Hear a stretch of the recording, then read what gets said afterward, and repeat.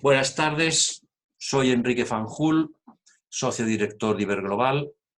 Bienvenidos una vez más a este ciclo de webinarios que organizamos el Club de Exportadores e Inversores Españoles e Iberglobal. Ciclo de webinarios sobre temas relacionados con la internacionalización. El webinario de hoy es posible gracias a la colaboración de Foce Consultora, una empresa que es miembro del club. Voy a pasar ahora la palabra a Roger Eguavil, director de Desarrollo de Negocios de Foce Consultora, que nos presentará a nuestro ponente de hoy y que luego pues moderará el coloquio. Como hacemos normalmente, las preguntas las iremos recogiendo a lo largo de la intervención del ponente y al final Roger se encargará de irlas transmitiendo, ordenadas, etcétera, seleccionadas al ponente. Roger, cuando quieras. Buenas tardes. Sí, gracias. Buenas tardes a todos. Voy a pasar a inglés para tener incorporado a Hugo desde el principio. Good afternoon to all. First of all, I want to say that Foce is a provider of financial advisory and strategic and competitive intelligence services. And as part of that, we have a long-term relationship with Avisa Partners, a French firm. We are their Spanish partner, and Avisa is dedicated to international relationships, competitive intelligence, public diplomacy for public and private affairs, and of course, digital defense, both activism and counter-activism, and cybersecurity. The COVID-19 crisis has brought a new wave of cybersecurity attacks. Hugo will share today with us why it has escalated and some basic measures that we can take to protect ourselves. Regarding Hugo Chauviere is a partner and chief operating officer of Lexfo. That's the cybersecurity subsidiary of Avisa Partners, and also their internal cybersecurity department. After a course in a degree in mathematics and physics, he obtained an engineering degree in information systems and networks with a specialization in cybersecurity from the École Centrale d'Électronique de Paris, for which also he was the president of the network of alumni. Hugo, welcome. Hello, everyone. Thank you for your time, and you have the floor. Thank you for this introduction, Roger, and thank you for letting me presenting this topic. If you have any question during the presentation, don't hesitate to ask them, but preferably in English, because the answer will be in English too, and because sadly I don't speak a word of Spanish. Hugo, regarding that, I will be receiving all the questions. If any of the questions comes in Spanish, I'll translate it for you. Perfect. So, okay. So the idea of this presentation is to give you advices to identify and manage the cybersecurity threats in the context of the COVID-19 pandemic. How can you reduce the risk of a ransomware to cipher your data and lock your network? How can you prevent your company from being fully compromised? So this is what we are going to see today. Just forward to introduce you what the Avisa Cybersecurity Department is. So let's see its identity card. So first, who are we? We are a specialized IT security company with more than 50 IT security engineers. A few years ago, the official French National Cyber Agency chose us among 3 other well-known companies, which are Thales, Airbus, and Orange Cyberdéfense, to be able to carry out strategic missions regarding cybersecurity topics. So we aim at performing all our missions in an offensive way, like real attackers do. Last year, we achieved a turnover of 8 million euros only on cybersecurity topics. So as you can see on the slide, the three main activities of the company are the following. First, cybersecurity audits and evaluation. So it's also called pen test or penetration testings. We perform these audits on various targets, such as banking application, warehouses, biometrics, access systems, data centers, internal networks, web applications, and so on. Secondly, incident response activities. So here we help our clients to understand what happened in a confirmed or a suspected IT compromise. And thirdly, research and development. This activity consists in a new vulnerability discovering and also their specific exploitation by our security experts. And I am Hugo Chauviere, so partner and head of operation at Lexfo, Avisa's cybersecurity department. I'm in charge of both the audit and the commercial aspects for our private and international clients. I'm also in charge of recruitment. So let's have a quick look now at our client. So who are our clients? Basically, we work for the most of top French players in every sectors, but especially with the banking and finance and insurance sector. We also work for the office of our President of the French Republic, and we are working all around the world, including Spain, for Spanish companies such as Logista. I hope the pronunciation is fine, and also for Spanish subsidiaries in luxury, media, telecom, retail, and banking. And for sure, we also work for smaller companies such as digital film. So now let's see the sequences of the topics we are going to speak about. So here's a summary of this presentation. So first, we'll have just a quick introduction to see what are the most visible attacks that are taking advantages of the COVID-19 pandemic. Then we will see the evolution of risk and threats to see what are the challenges and the changes regarding cybersecurity threats and what are the main risks evolutions.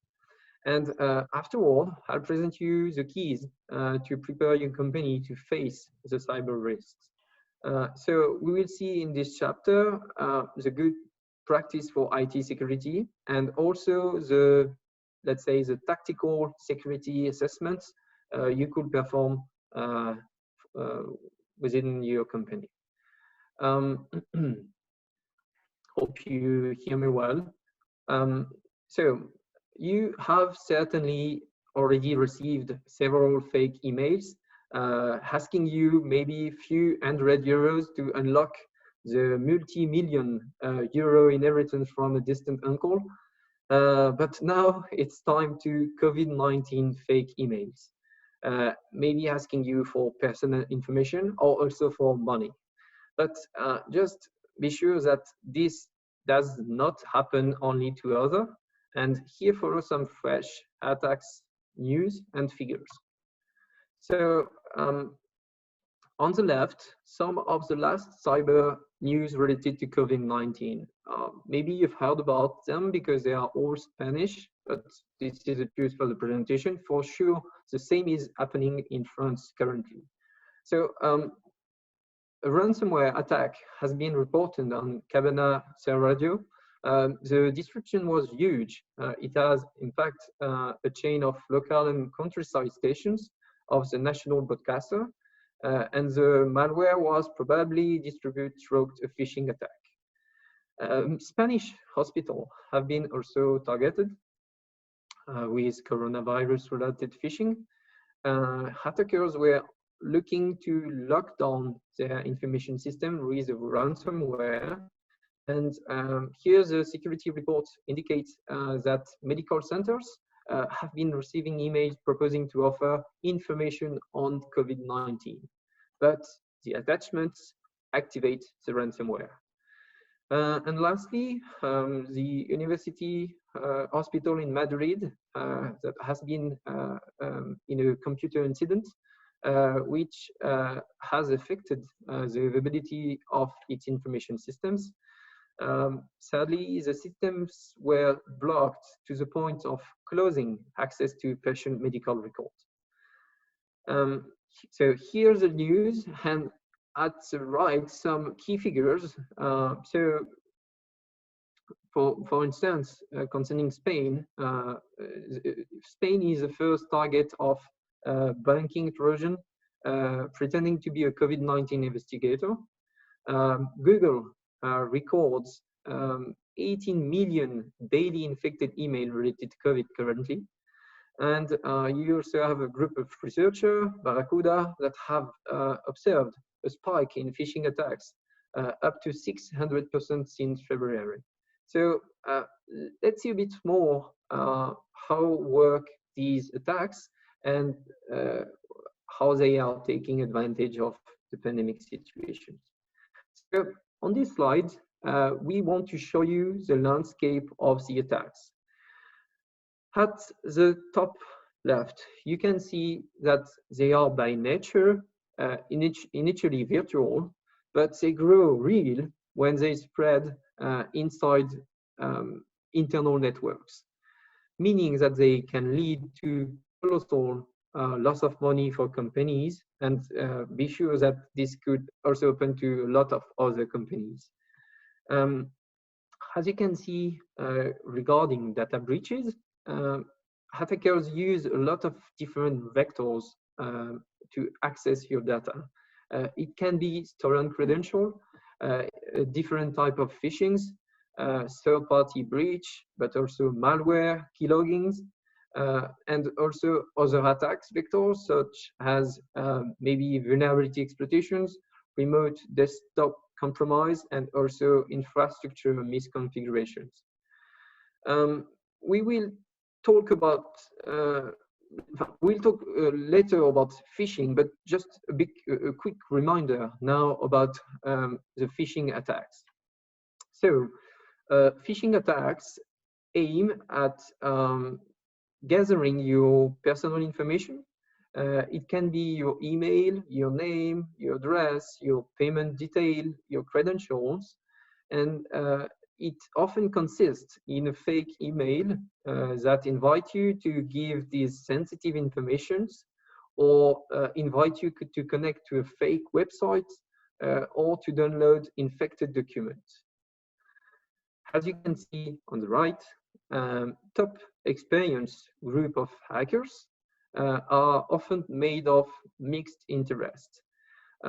First, nation-state interest, maybe to spy or for political destabilization, cybercrime to make money, activism to defend ideals, and as you can see, the last one, so the Lazarus group from North Korea, is a perfect example of a group of hackers which is the sum of the three, so nation-state, cybercrime, and activism.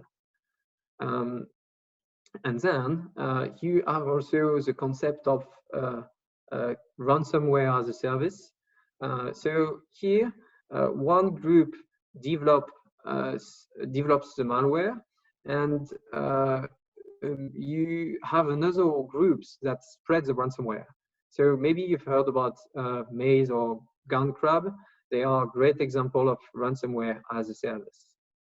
So now you've been introduced to a specific threat, such as malware.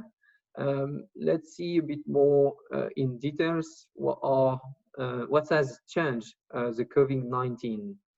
So due to the pandemic of COVID, you and I are currently all working from home, and also watching remarkably interesting webinars instead of real meetings.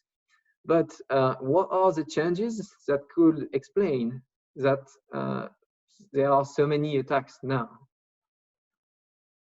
So all the potential attack and impacts of this change will be detailed in the next slide. But here, we just want to focus on what has the COVID-19 changed in our IT usage. For instance, the mass teleworking has changed the way we communicate. We are using new tool and application, and they might be less secure, allowing hackers to spy our meetings. Let's take an example that currently concerns us. You have probably heard about Zoom and its security troubles. This impacts security meeting confidentiality. So Zoom can be a very useful tool for webinars, but it is surely not the best solution for strategic committee meeting, for instance. But hackers also take advantages of all the other elements that you can see on this slide. So such as changes in the working methods, emergency situations, personal and professional spheres mixings, new consumer habits, administrators that are forced to act remotely on their information systems, but also network flow openings and installation of additional IT equipment, and also, let's not forget that, less physical on-site. So now let's see what are the risks that are associated with these changes. So teleworking imposed became the rule. So on this slide, we take a look at mass teleworking and in its insecure practices. So the use of a non-professional Wi-Fi connection represents a risk, and you have to be aware that the home wireless network of your employees could be compromised.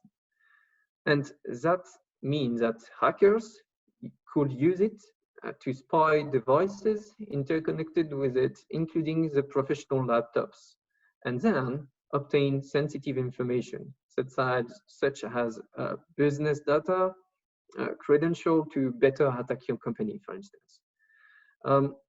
Also, devices such as smart TVs or connected fridges can also be compromised and lead to traffic interception of other devices interconnected with the employees' home wireless networks. Secondly, another risk coming from teleworking is a mix of professional and private life. So when you're downloading a game for your children, or maybe for you, on your professional laptop or mobile, these download application could be controlled by hackers and could spy and harm the security of the professional device, so potentially leading to its full compromise. Don't forget that also the contrary is possible and also risky. The use of professional application on such as webmail, for instance, or business application on a potential compromised personal laptop can also lead to credential theft or data leaks. So another and last consequences of teleworking that we've seen is that the businesses' premises are less monitored, and so attackers have more time to try to hack the professional Wi-Fi, for instance, and also physical intrusion are easier.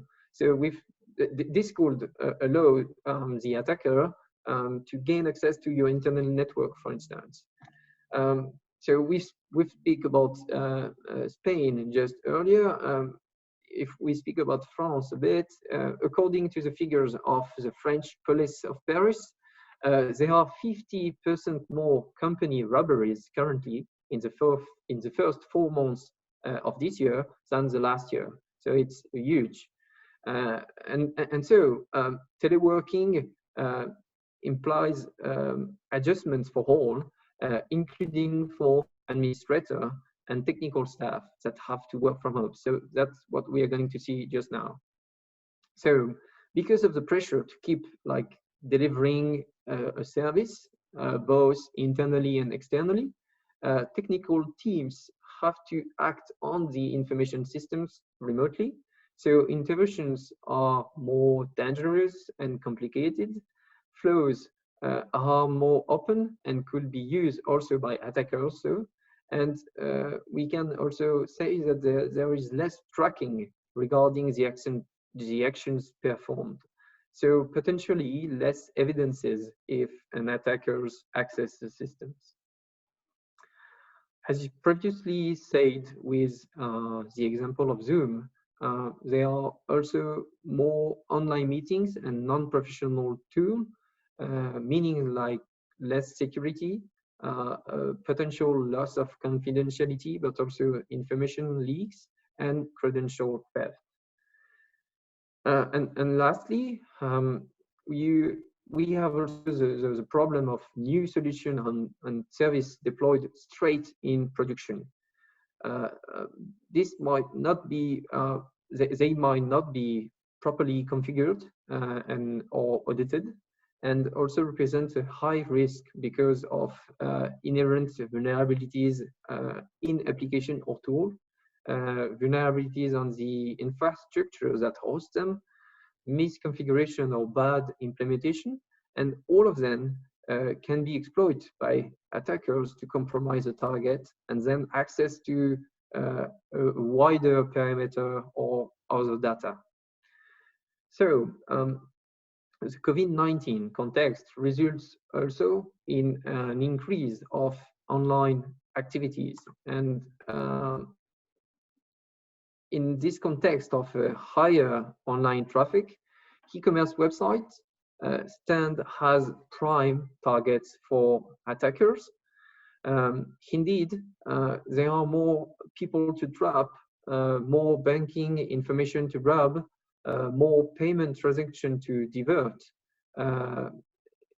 in a case of vulnerability on to be exploited on the website. Moreover, attacks might be less easy to detect because of more traffic and connection. Second consequence of the increase of online activities is the danger coming from video streaming and platforms and online game websites. They are also places where hackers are very active, providing infected links or documents, and also this could harm your personal and professional device. The increase of online traffic means also more connection on hacker websites. This is probably a side effect of more stressful environments, as we are going to see in this next slide. So attackers play on the anxiety-provoking climate to perform wide phishing attacks. To increase their chance of success, hackers create fake domain names to invite you to connect on it with names linked to COVID-19, for instance, or to social security paying compensation.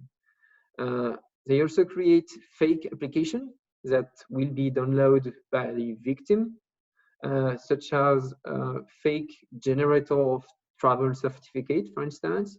And in this case, the fake application will directly steal your data. Hackers also create fake advertisements for sales of masks and other equipment. And here they could directly get your payment card details. So another way to take advantage of this stressful environment is to perform fake CEO fraud calls or scams.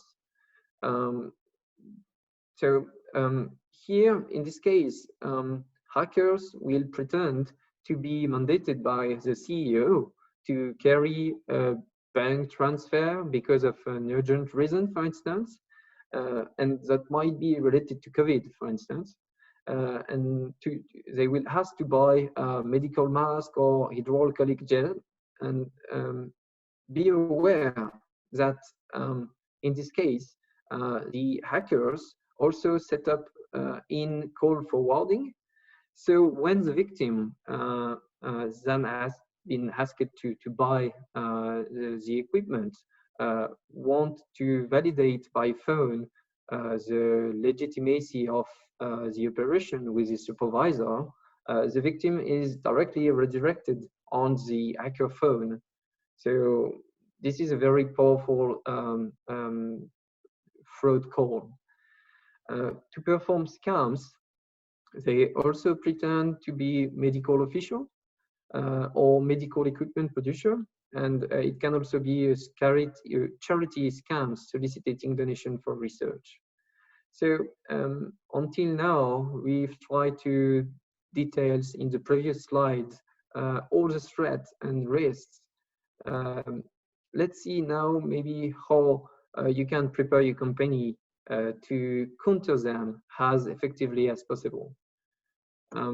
So in this chapter, we will see the best measures to implement and better prevent security issues and accurately assess your risk level. So let's begin with good security practice for IT security that concern your employees. Our first cybersecurity advice will be for your employees' intentions.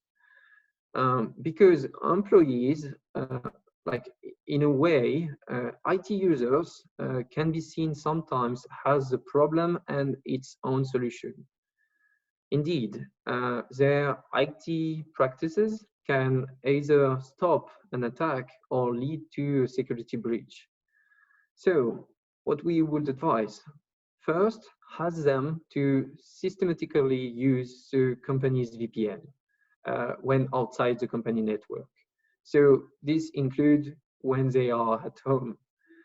This is the best way to communicate securely with your internal information system without fearing any traffic interception.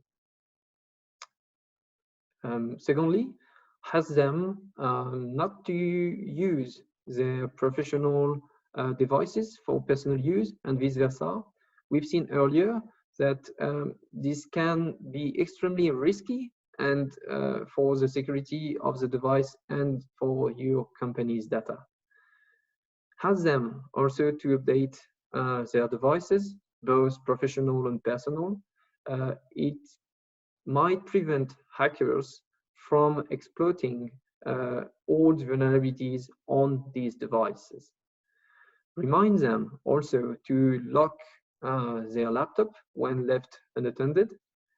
This prevents ill-intentioned person from using it physically and maybe hack it completely.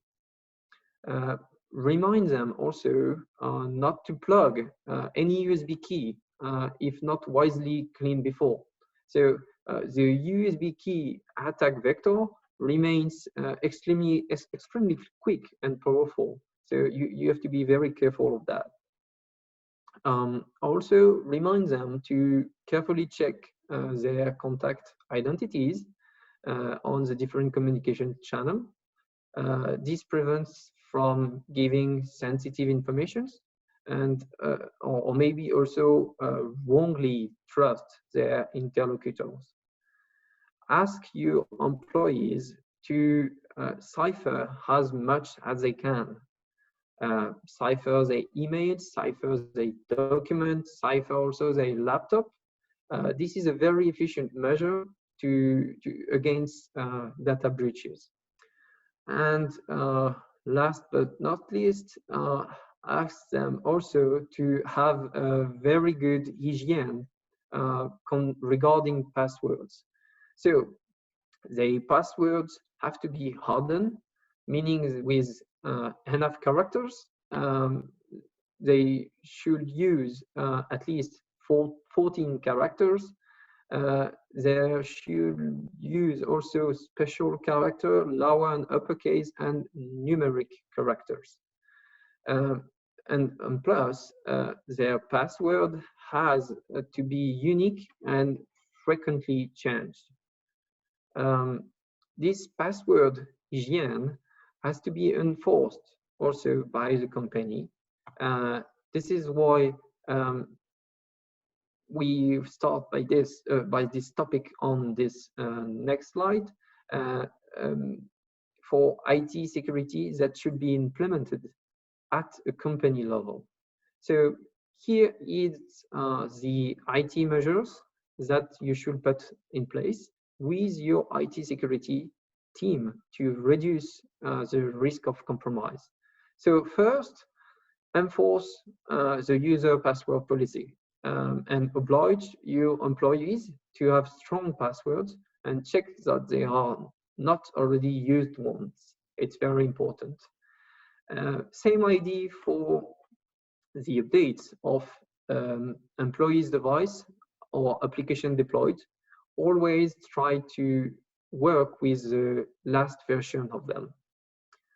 Now, regarding the third point and your cloud tools, it can be email, SharePoint, Microsoft 365, or anything else. Make sure that the multiple factor authentication, the MFA, is active on them. And this is a very powerful action because this slowed down the attackers when they are trying to connect on your cloud tools. Because if they manage to grab user credentials via phishing, for instance, they will need a second factor to authenticate, and they could not access it. Another good practice we advise is to provide a group security solution. For instance, ciphering tool for email is very powerful, but also a password manager is a very powerful tool. It's like a digital strongbox where your IT users will store their own different passwords, and so they just have one password to remember, the password of the strongbox, to unlock all the others. So they can have strong passwords, they are stored, and they don't have to remember all of them, just one. Provide also a secure privilege access solution for your remote administrators. This will allow you to focus your hardening effort on just one single point rather than lots of machines. But just be aware and be careful that on the other one, this also means that you have to ensure the highest security level of this solution, that it might become a single point of failure. As said earlier, it is also important to ensure the physical security inside your company premises to prevent attackers to access your internal information systems. I've said previously in the past slides that a VPN also should be used to communicate with the internal network. So it's also your job as a company's manager to make sure and to ensure that this virtual private network, the VPN, is hardened, and to know who can access what when they are using it. In other words, you have to check your access flow matrix. Last point, but this point that will bring us to the last part of this presentation. You have to always audit before going live to prevent trivial exploitations. Ensure that attackers cannot exploit vulnerabilities on your asset is vital. So now that you've put in place all these very good practices, you will have to assess them in a security way. So on this slide, we will see what kind of audits you could perform to assess your company's security level in the context of COVID-19. And they are all with known or very, very simple prerequisites. So you can launch them whenever you want currently and during the COVID pandemic.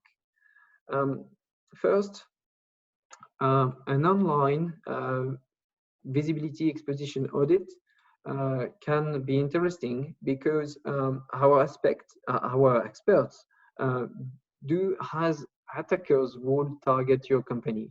So they try to find on the internet or on the dark web credentials from your employees to access your systems. They also try to find weak exposed assets from your company to see whether they can easily take over them. So it will give you a first very good security level to see if you can be compromised maybe a bit too easily. You can also launch an audit of your exposed IP ranges. It will give you a more concrete vision of your online security level with deeper tests performed by our experts on your own infrastructures and also on the website they could host.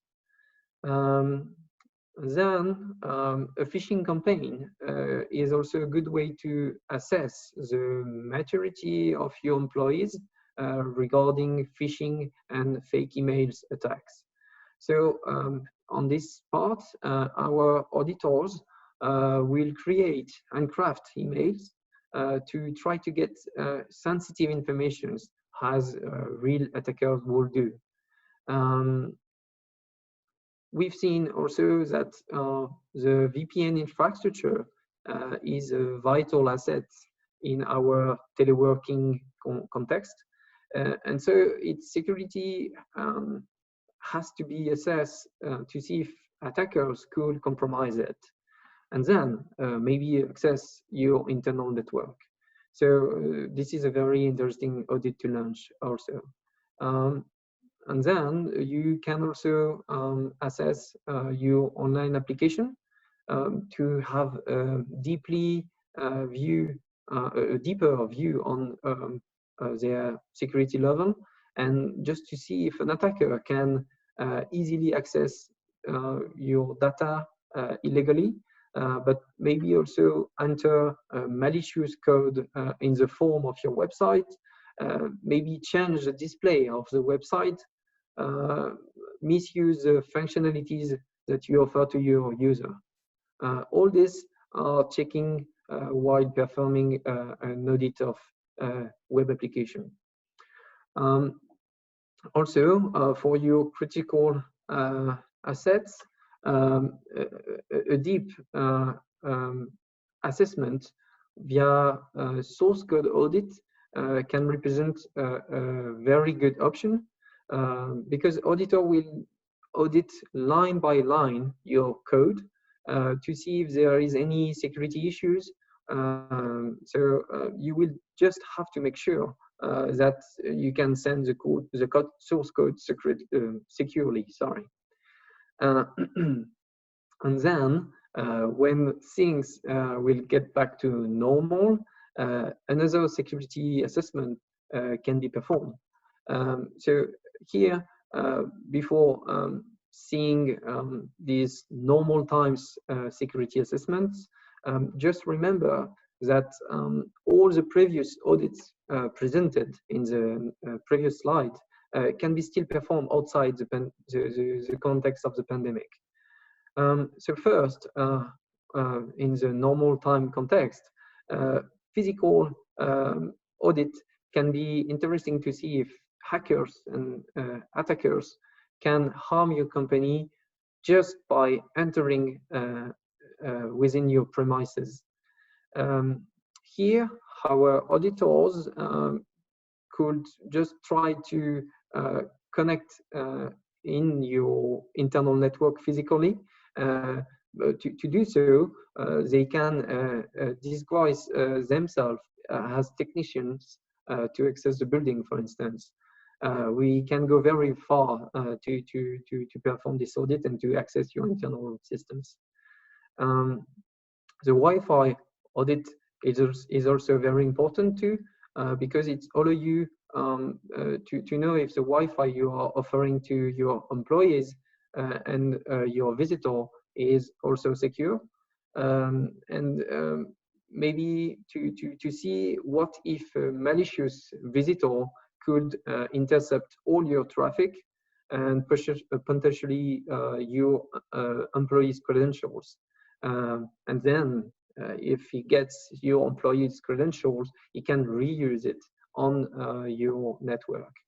And then you've got the last audit, so internal and Active Directory pen test. This consists in just plugging inside the network has a real employee. So you will give credential to our auditors, and they will try to access higher privilege with their normal access. As explained previously, you also have the internal application audit. So the same methodology will be run and performed, such as the web application audit we've just seen. So we are just gonna try to hack the application misusing the different functionalities, trying to retrieve some data, trying to store some credential, and also trying to upgrade our privileges. And maybe to finish, you can also assess your critical infrastructures, such as your mainframes and your virtual desktop infrastructures. That's it for this presentation. I hope that it will maybe help you to improve your security level and maybe less suffer from the COVID attacks that we are currently facing. Thank you, Hugo. We're going to take a minute so we can receive any other questions apart from the ones we have already. Y les recuerdo que si alguno tiene alguna pregunta en español, con gusto la pasamos al inglés. Un minuto entonces para recibir las preguntas.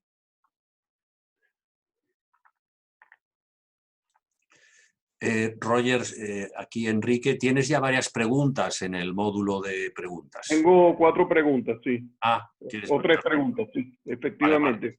Muy bien, perfecto. Por si había alguna más que coincidiera con lo que está presente. Do you want me to stop presenting? Oh yes, please have your exactly. Yeah. Okay. Well, we have some questions here. Is there first one? Is there a proactive approach? I think you have covered this, but in any case, is there any proactive approach that we can take to reduce risk, like update the VPN, protect the endpoints, and education of employees? I think you have covered it, but if you would like to comment something additional on this? Yes. But I think I've commented it, but I see that the question was early during the presentation, so I'm glad we agree on what should be done. So yes, VPN is a very good measure and should be implemented like always. Update your endpoints is definitely a good measure and should protect your employees from classic vulnerability exploitation. So both of them are a good measure to yes. And then I see that the suggestion was also educate your employees. For sure, yes. So I definitely agree of all this, yes. Okay, perfect. This is maybe a tricky question. In your opinion, what's the best, and by best, I guess it means more secure online meeting platform that's available in the market? So let's say that maybe maybe a generic answer. When it's free, sometimes it might be a bit not a good solution sometimes. So, for instance, I'm sure you've already used Skype for Enterprise. It seems to be solutions that have been audited like in the past a lot. And you can also use maybe a WebEx solution. So this is a Cisco solution. But both of them are solutions that are not free. Okay. And also, what would you say is the best virtual desk or remote desktop for enterprises? Sorry, Roger. Which will you say is the best virtual desk or remote desktop application for enterprises? It's a complicated question. I wouldn't. I wouldn't try to on this question. I wouldn't try to propose a solution on this part. But maybe I can answer the previous questions also about how can we know if someone is using your Wi-Fi connection at home. Yes, that one is very interesting. Yeah, so you can directly go on your Wi-Fi administration, box administration, and also the best way to not be anxious about this question is just to change the password and to put a very strong password on it. Okay, but there's no specific tool for that. The best tool is to get into the router system and see who's connected, right? Well, you can perform a pen test on your personal Wi-Fi. This is not a problem, but then you just have to use a pen testing tool. Okay. Some more other questions have arrived. What about cloud computing?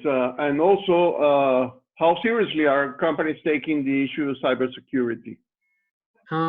So cloud computing, what we must say is we've seen great improvements in cloud computing in cloud security.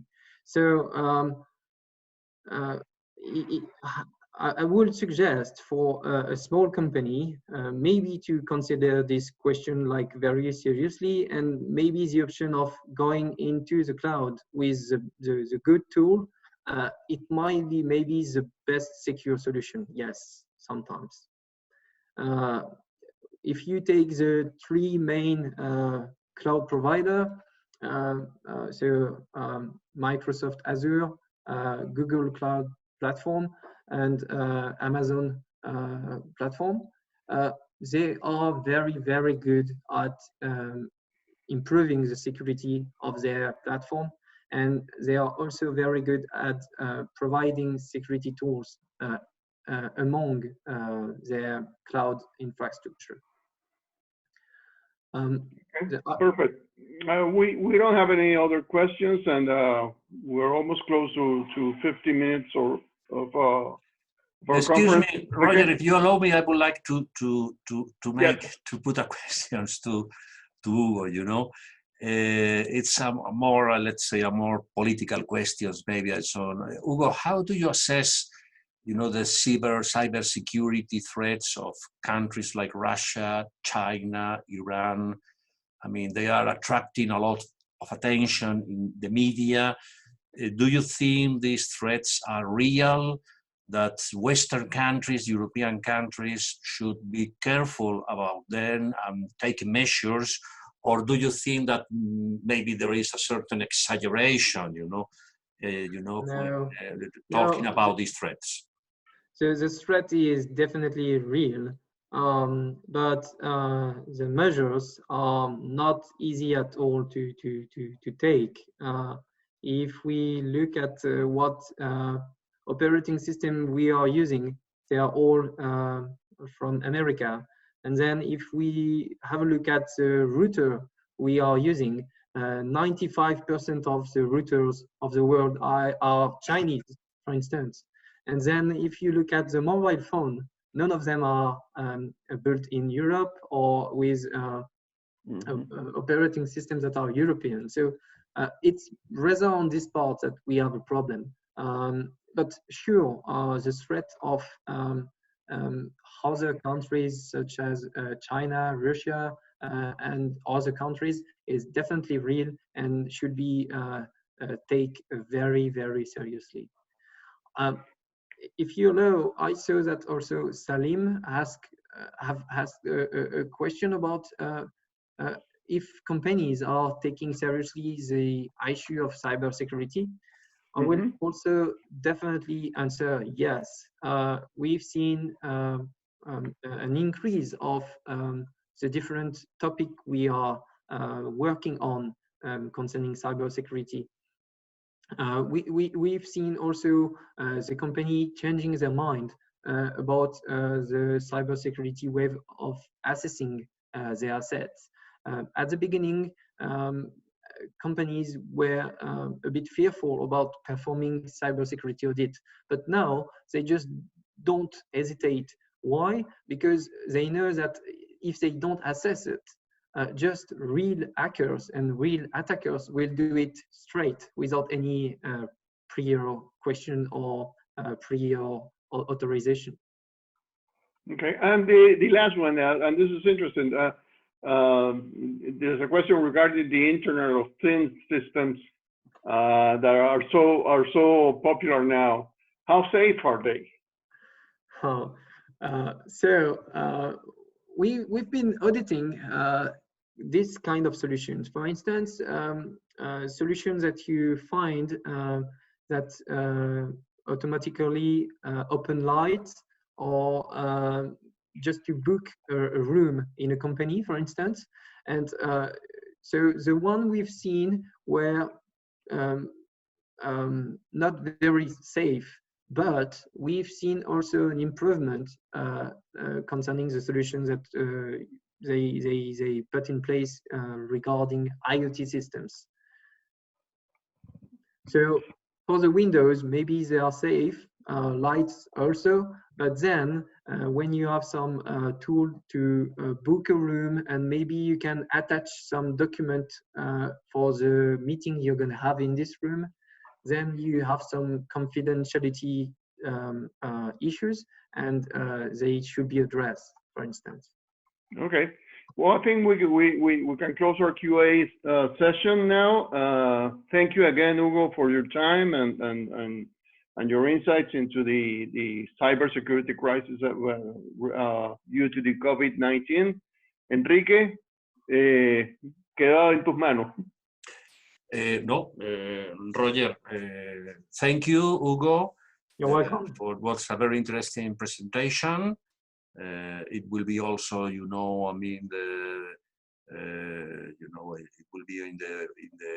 web, in the page in YouTube of the Club de Exportadores, where other people will be able also, to see the recording, Okay. Thank you very much, and well, we say goodbye to everybody. Have a nice long weekend. I think that we are having a long weekend, We are. Despite the circumstances, At home. And well, take care and see you soon to all of you. See you soon. Have a very good weekend, and thank you very much again, Hugo, for your presentation. Thank you for the invitation. Bye-bye now. Bye. Bye-bye.